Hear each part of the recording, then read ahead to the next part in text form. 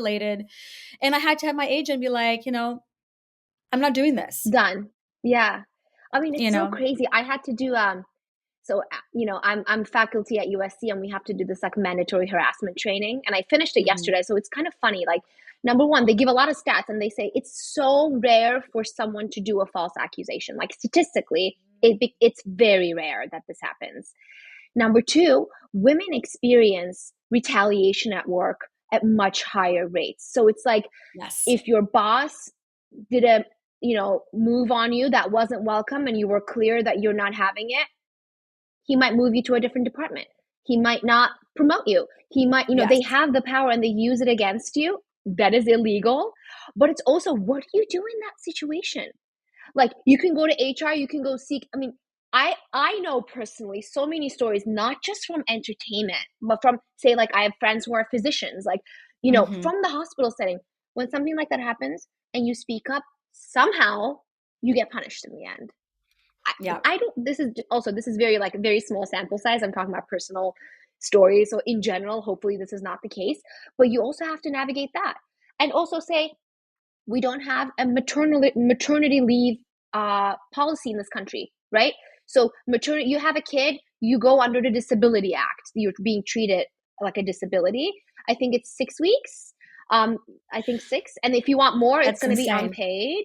I mean, if you're at a company like, say, Google, you can get 6 months, but like, not all of us work for Google, right? So even for me, if I want a second kid, I have to like think.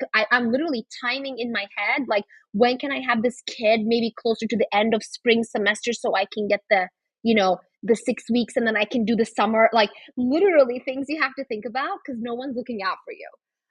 You're Yeah. already at a disadvantage for it. Yeah. But that brings us back to like success and fame, right? So who are they Yeah. going to believe? The person who achieves success and looks like, see, like you're jealous, you want to get a piece of it. Yeah. So there's all these other Yeah. things.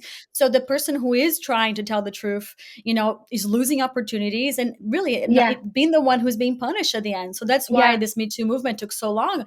And like Mira Sorvino was one of the big outspoken people for this. And, mindful, she's very rich, married to a very rich guy, doing fine, Yeah. but she didn't work for a very long time. She was untouchable, Yeah. Yeah. Yeah. you I know? was watching a movie from the 90s. What's that Brad Pitt movie with the three brothers, Legends of the Fall? And Oh my there's God, Julie yes. Ormond. Julie Ormond. Is it Julie or Julia? I have to look at. She is Not sure. gorgeous. You will know. I'm gonna look it up. And she is like phenomenal. And I remember her from other movies, like with Sean Connery. Yeah, it's Julia Ormond. You will, once you see her, you're gonna know who she is. Look, do you recognize her? Like, Julie Oh Ormond, she's a very yeah. Oh famous yeah. 90s. And I'm like, what happened to her? Like, where did she go? Right. She's so talented. I looked it up. She was sort of Me Too'd. She has a harassment story. She brings it to her agents, and the agents Hmm. drop her. That's it. And I'm like, Wow. oh my God.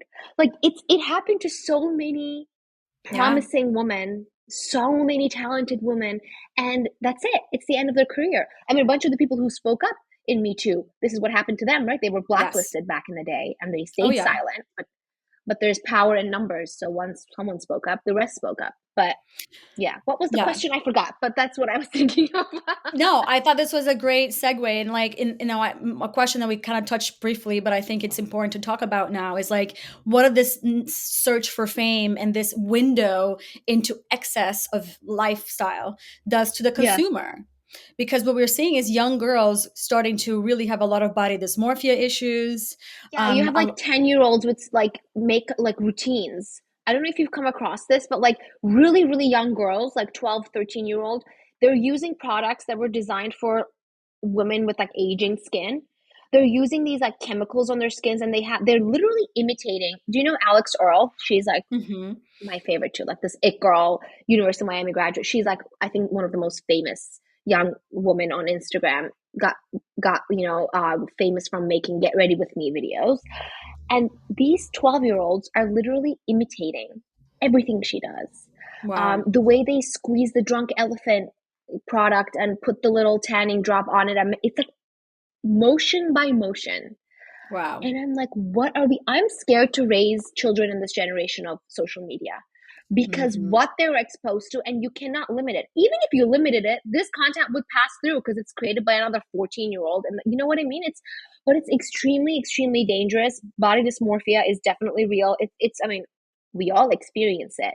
But simply from just the anecdotes of my students and their Gen Z, like imagine being in a university campus like University of Southern California, where the Greek life is really the prominent, fraternities, sororities, and, beautiful weather. We're in California, everyone's fit. And the self-consciousness that they've built up. And they share this a lot Mhm. too, like the filters they need to use, the content they need to post to look a certain way. When I was in college, I mean, Facebook was rarely there. We would just post, like, you would make albums from your night out. No one was editing anything. But Mm-mm. now it's like everything needs to be perfectly edited. And, even if it's not, even if they're saying, okay, like no makeup, like everything is filtered and everything is edited. Even like the photo dumps, there's an algorithm to which photo needs to come first to maximize your likes. Even the things that look natural to us is calculated. I don't know what this is going to do. I mean, we're going to see it together, right? This generation's growing up. Gen Z is, I think, the first generation that actually grew up with the tech. Like millennials, Yeah. we kind of like we got it. Like I had my first phone maybe like eighth grade, and it was like this flip phone. I just called my mom on it. Like I didn't have access to like the entire world in my Yeah. hand. But now with this generation who they were born with iPhones, like I don't know what's going to happen to them as they go into the workspace. They're certainly struggling with body dysmorphia, extreme. And when we Mm. do, I also teach at public speaking, and half the time they choose to talk about it, what social media is doing to their psyche. It's something they think about a lot too, but we'll see. But I'm worried about the way celebrity culture is changing, and I'm worried about the way we're setting up role models for Mhm. the younger generation. And the immediate, like the quickly available role models are your V famous stars. Of Mhm. course there are exceptions, of course, but the majority is not. They're mostly V famous. So what are we telling to the younger generation? What does it take to make it in the world? Maybe it's just outrageous content, extremely filtered. You can be famous and rich, no need to go to school. So Yeah, for I don't sure. want to I don't want to give like a dark message, but that's what I'm seeing. And then when you start to see of like all this school debt and what does that do for people and how now you make more money. I listened to this podcast about this woman who said she was making more money playing video games than she was as a doctor. Yeah. And her mom Yeah. was like, No, aren't you this going is to finish true. school? And she's like, why would I? Like, I'm making six figures sitting on the couch and playing video games. Like, I won't make this kind of money as a doctor and I'm Yeah. going to end up with all this school debt. So she actually dropped out, paid the Yeah. debt as a gamer, and now that's all she does. And I was like, whoa. So Good for that, her. right, but then you talk about morals and what really means, like, what matters in society Yeah, but going forward, honestly, then yeah, we we're have a gonna shortage of doctors. Go figure. yeah, Yeah, I we're also gonna talk face about, I also teach health communication. Yeah, we have a failing healthcare system where doctors are giving 15 minutes per patient. They're overworked and then they're overblamed and there's malpractice claims. Why deal with all that on top of all the human suffering you're going to witness? You could just be hanging out on your couch making all this money. I mean, it's rough, but I have a friend who quit being a physician as well because of the way she was treated in the hospital when she yeah. brought up some like diversity issues. Yeah, I know, look, it's not all bad, Right, for but sure. We are seeing, like, even for me, and I think about this now, right? Because I am not Gen Z like you, I'm a millennial, and my family lives in a different country. So I feel like the support that I have in real life is mostly through, like, WhatsApp and, video calls and things like that. same. So I had, same, yeah, your family's in Turkey. So, like, I had family, friends in college and friends here who don't like intrinsically understand what that means. One of them just had surgery. She's like, well, you Yeah. didn't call me and you didn't come make me dinner. I'm like, it wasn't your mother in town? Yes, she was. And she was there for 2 weeks. And we rented a beautiful house at the beach. And I'm like, girl, do you realize I have nobody here? Like, if I need to go to the hospital, like, who is going to pick me up? Like, I'm so I'm glad, knock on solo. No, wood, that's true. that I have, take care of myself, but for more reasons than one. It's like when you don't have that kind of base and people don't understand what that means. But during the holidays, like, or during Halloween, let's say that's coming up, you see this like increasing like amounts of depression because people feel incredibly lonely, seeing this display of like a lot of the times false love on the internet of like, I Yeah. love Yeah. you. And then later on you just watch a documentary about how that guy killed his entire life, entire family. So, but at the Yeah. moment, it makes you feel so lonely and so separated from what seems to be the norm. Yeah, and there is a serious, we call it the pandemic of isolation. It started with Mm, COVID, but it's been going on for a while because we also talk about like this scholar Friedman kind of talk about the shift from a vertical to a horizontal society that is also enabled by technological revolution.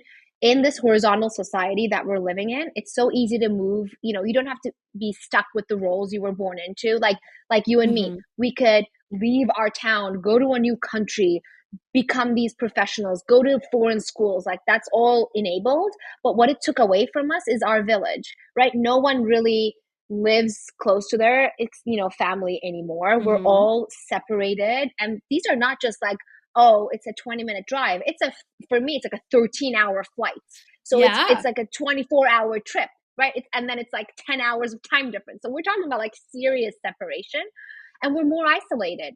I mean, we try to build our own families, but we lost the ties Mhm. with our extended families. And there's value Right. in that. Like, if you look into the places where people live to be 100, like little villages in Italy, they're still with their families very closely living together, Yeah. and the community is valued. And in these big cities that we live in with the new careers we're pursuing, we lost that. And that's what led to like the isolation pandemic and the way we're feeling. Um, yeah, and seeking companionship in virtual worlds, right? Right. The peak of social media is an example And for then this. you Yeah. add that to the dating apps, right? So now you Yeah. have like these Yeah. incredibly lonely, let's say, I hate the word needy, we're all needy, but you have these people who are very love hungry going No, on these yeah. websites, and you seeing this upsurgency of like insane documentary stories about people taking advantage of those people that are looking for Yeah, love. the Tinder swindler, that The was Tinder crazy. swindler. I mean, did you watch Yeah. the Twin Flame Universe documentary on I've Netflix? listened to the podcast. Oh, I haven't watched it, but I listened to it and I was like, what is going on? that podcast They was really. so shocking. I couldn't even finish it. It was like so damaging. Yeah. You hear on the Yeah. people's voices, and when you can't see them, you really imagine the pain they're going through because they were all looking for love and didn't find an answer in their everyday lives. That's the reason why people join religion, because they feel lost and Yeah. they feel kind of a sense They of seek a this community. We're separation. seeking a Yes. community. Yeah. Yes. We're seeking the community. Like we say it takes a village to raise a kid. And like now that I'm living in a city, my sister's here, but also like she's also so busy. Like it's not the same thing. Yeah. But when you don't have that village, you realize what they mean by it takes a village. Because like you Hmm. are not supposed to raise children on your own. I don't know how single parents do it, but like it takes a village to raise a child, and we have lost the village and we're suffering the consequences of it. I mean, there's definitely pros that come with it. But again, I think society has drastically changed, and exponentially the change is exponential now. It's not like we're, Right. we're not waiting for like 3 years for something new to happen. Even ChatGPT, the way it changed from last semester when I taught to this semester, it's different. Like you can do so much more on it. It's exponential, and we're having a hard time, I think, catching up to that pace. Yeah, and so as we wrap up this episode, it feels kind of grim in the direction that the society is No, going. no. But I also feel like it hasn't changed. So it just seems like it's just at a steady pace. And maybe it's more visible now that we have these windows Yeah. into Yeah. realities like social media and other things. But in your opinion, just by everything you've, hearing from your students and reading and also in your, studies and research, like, I mean, how do we build a more positive, healthy future for our people? Oof, big question. There's a lot to change. I think we can start by focusing on the positive. Um, this is so funny because like when I compare my TikTok feed with my husband's, he is drowning in a good way, historical facts, scientific information. I don't know how he curated that. Like my TikTok is just like trash TV and like makeup, and his is just like self cultivation, which is something we've lost in this generation. So I think Mhm. I don't mean Gen Z. I mean in this age of technology. I think number one, we can use social media for the better, and I think COVID kind of proven this to us. It's never been this easy to access thought leaders, to access credible facts, to access research, to access the news. So I think it's also like we are not left in the dark, right? We can, and it's easier to be an activist, not Mhm. slacktivist, activist. And it's easy to lead change. Like when Taylor Swift, we talked about her, posted about go, register to vote. I don't know what state she was in, but in her district, the voting registrations like skyrocketed overnight. So if Mhm. you use your platform for the better, you can truly lead to political, social, economic, cultural change. And I think it's going to be hard to like stay away from the V Fame and all their productions, but there is a world where we limit our time to access it. And maybe those who have the platforms give their platforms to not simply be famous people, but people who are famous for their talents and they have some refame too. I think that's the happy, if you tie back to celebrity, that's the happy medium.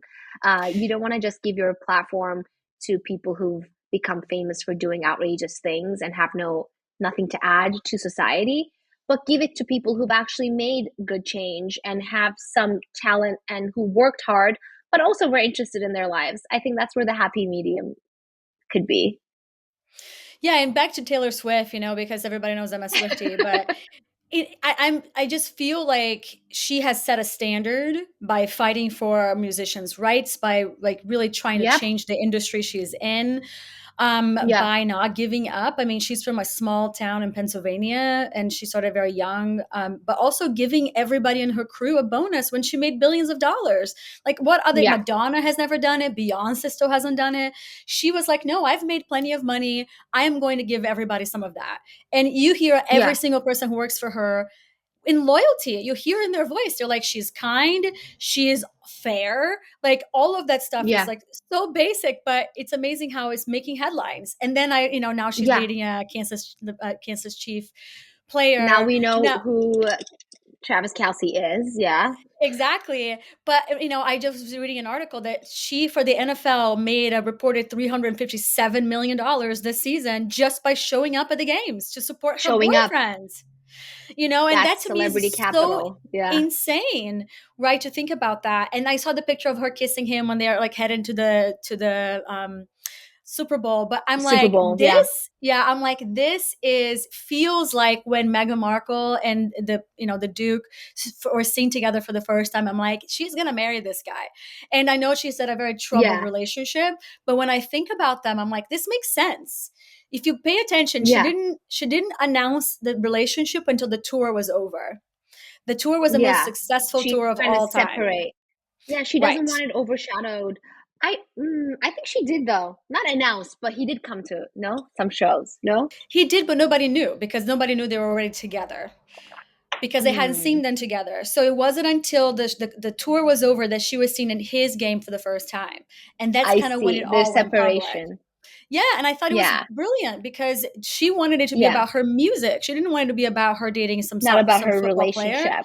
Yeah. Right. But then the moment that was over, then she raised the NFL up to her standards of like, fame and success.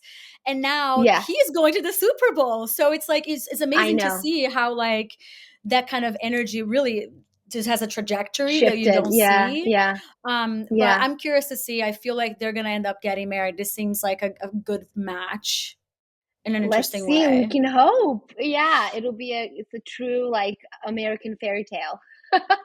For sure. And Very. what I'm seeing, I love Yeah. hearing about your TikTok feeds because for me, it's all therapists. I'm doing this podcast, I'm constantly having new Interesting. guests. Yeah. And I'm seeing this urgency too of like celebrity therapists, of people who are more and more Yep. interested in psychology, like psychology and neuroscience content. There's a lot of discussion about manifestation, which for me is a hit or miss. Like Yeah. Dr. Joe Dispenza is someone I listen to a Yep. lot because I'm very curious, but he talks Yeah. a lot Yeah. about Yeah. the science, but I haven't seen the science. I haven't seen these brain scans he talks a lot about because I'm like, Yeah. okay, Dr. Joe Dispenza is famous and rich for telling people that they can change their lives. What has, Yeah. and I'm like maybe a millennial. So I'm like, what is your claim to fame? What is your Yeah. success? Same thing with Tony Robbins. Tony Robbins wasn't a Oh, billionaire in business. wasn't yeah, but wasn't he also like he got into some sort of trouble recently? I Oh feel like, am yeah. I mistaken? No, he was Me I, Too big time, but he's still out there. He's yeah, still doing interviews about, yeah, but then yeah, coming from a place where you needed to have some kind of success that was palpable, not just for being famous, not the V fame, but I'm like, what has he done? Like he's made billions and millions of dollars, motivational speaker motivational makes you speaker. believe you can do it. He But then taps I'm like, into the like weakest areas of our psyche. but what have you done? So, if I'm gonna go to the doctor, I wanna go to the doctor because the doctor knows. What has he done besides taking my money and becoming rich and having people now walk on coal because he's so rich and famous, everybody should follow his teachings. Like, what? It's like a pyramid scheme. I don't know. I Yes, honestly it's don't a know. It is. psychological pyramid scheme, and yet we're Yeah, falling yeah. for it over and over again. So Yeah, because it's a lot of celebrities go. I mean, we talk about the Kardashians a lot, but like they go to his events and you see them in the audience, and then you're like, oh, they must be, following him, and that's how they got their success. You don't know if they were paid to be there. You don't know. You don't know what happens behind closed doors. oh yeah. But yeah, celebrity feeds into it too. It's kind of crazy. So it's an interesting direction we're going. So I hope that we do continue using social media for the best. I Yeah, remember, when I was young, I grew up in Brazil and we were a yeah, modest income. And I yeah, really wanted the encyclopedias, like the whole yeah, encyclopedia package. But yeah, my dad wouldn't buy the whole thing because it was so expensive. So what he did, he yeah, bought me the cheapest letters. So for like a yeah. long Oh, time, all I had was like the Y or the Z or like, and I would go through them until, and he'd be like, well, if you read these, I will buy the rest of them, like the A's yeah. and the B's, the ones that are like more I didn't popular. know that they were cheaper if they were like, oh my God, Well, this is crazy. Brazil in the 80s, so anything was Yeah, possible. But I remember reading these encyclopedias and hoping I could get the letter A or B. But now you like go online and the world of information everything. is there. Yeah, It's just yeah, there. yeah, yeah. It's just a matter of using it for, investing in yourself, self-cultivation beyond just consuming trash content, which we're all, guilty of. I love this. So, what are three tips you can give our audience to stir away from V fame towards maybe real fame to keep them more positive as they engage with social media? Oh man, I should give these tips to myself too. This is funny. It's almost like Kim saying nobody's working these days, but I think we also lost the joy of reading a book. I have Hmm. a friend who is publishing her first novel, and she got me back into reading again. I think you and I are similar in that sense. I was such a big reader as a kid. Like my mom would come snatch books out of my hand and be like, "Go to bed." And I found this. This is like the antidote to my social media addiction. Did you know that your Kindle can sync with your Audible? So Oh, when you're driving, when you're cooking, when you're doing laundry, when you're doing errands, you can listen to fantastic books, books that you like. I love murder mysteries. And then the second you pick up your Kindle, it picks up from where the Audible left off. So I've been on a kick of reading, and by reading, I'm not saying I'm reading the highest quality like literature out there, but I'm reading like things that keep me entertained and fill that entertainment void, and hmm, it kept me away from my phone. I mean, I tried the timers, I tried deleting the apps. That's not working. You always find ways around it. But in an era where we're all saying we're so busy, I don't have time for anything, it is mind blowing to see how much time we waste on hmm, social media and how much time we actually have, because you have so many like 10-15 minute little breaks here and there, and if you fill them in with like another type of media, another type of consumption, you realize how much you can read, how much else you can do. right. I don't know if this is like a higher than thou read books. I don't want it to sound like that, but I'm just saying that like just step outside the social media box and see what else can like scratch that itch for you. For me, that's been that. And again, I'm not going to say this is like trash books, but it's like really like entertaining, easy background books. Because sometimes people, it's hard for people to sit down and watch reality TV. Most of us do it in the background. Like it's open Right. in the background while you're doing your makeup. Like I don't know anyone who actually sits down unless they do it with their girlfriends and stuff. But like try to fill that void with some sort of other media consumption that is a little bit better for your mental health, where there's no comparison with other people. I think Let's that's a let's good make one. reading more popular again. Yeah, I mean, I've been on a reading kick too. What I do is like I read 30 minutes every day.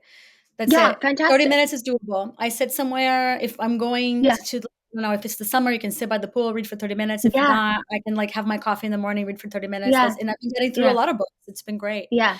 And the question that, is the reason why I started this chat is like, why are we obsessed with fame?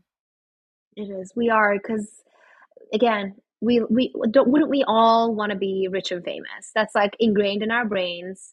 Um, Wealth is valued more than quality talent today, and it's accepted. So it's ingrained to us in the 21st century that making it in life is wealth and fame, but we have to change that mindset, if not for us, for the younger generations. That's the reason we are obsessed with fame. It's sometimes it's empty entertainment where you're tired and you don't want to consume anything else. Mhm. Sometimes it's because it kind of hints at our own shot at fame. I could be famous. And sometimes it's interesting to see things people do that wouldn't be accepted if we did it in our lives, right? If I were Oh to yeah. make an outrageous YouTube video and said everything that's on my mind, I'd be fired. So like it's also maybe like interesting to see how like normal people, average people, we live these lives and seeing how outrageous some other people can be, some how they can be drunk and partying all the time and how that's a life too. It's almost like a little escape. But I think we need to change our priorities. And I need to follow this type of literature too. But like I wonder how now, as millennials are becoming parents, how are we going to limit our kids' access to these things? Like when is my kid Mhm. going to get a phone? You know? So these are the things we need to talk about. Maybe then legislation can kick in to protect these young minds from being corrupted by trashy content. Yeah, but when fame is an easy access to wealth, then I Yeah, don't need to yeah, go to school. I can just, sit exactly. in my pool in a bikini. Yeah, but I think we always see like the edited, performance, and we don't really see the backstage. Even those who are very successful on social media, if you saw the backstage, and it can get really ugly and messy and a lot of tears. It's again hard work, but as long as we don't see that, we're still gonna think that it's easy to attain and it's gonna come with all these benefits and all these like PR packages, but there's a lot more they deal with: the hatred, the bullying, the constant need to be on, especially if you don't have a talent based brand. And if your brand is like your day, you can't miss a day. That means missing income. So you have to be constantly on. You can't take just like 2 weeks off. So I think highlighting those two, maybe influencers coming forward and being more transparent of the process could help. Um, but I think it's all about like having more realistic expectations. I love that. Remember that fame is a performance, not reality. Yeah. No, it's a performance. Even when it's made to look like reality, it's a performance. Yeah. I loved our chat today, Dr. Nas. Thank you so Me much for too. being Thanks so much here. for having me. Where can we find you if we want more on your content and your experience? Woo. Well, now that I'm thinking, I should share more about my, what I do. I share my personal life on Instagram at Nazli Sanyuva. I used to be a COVID reporter for CNN Turkey during COVID, so like I got a little bit of following, and I used to share a lot of health content, but I kind of stopped that.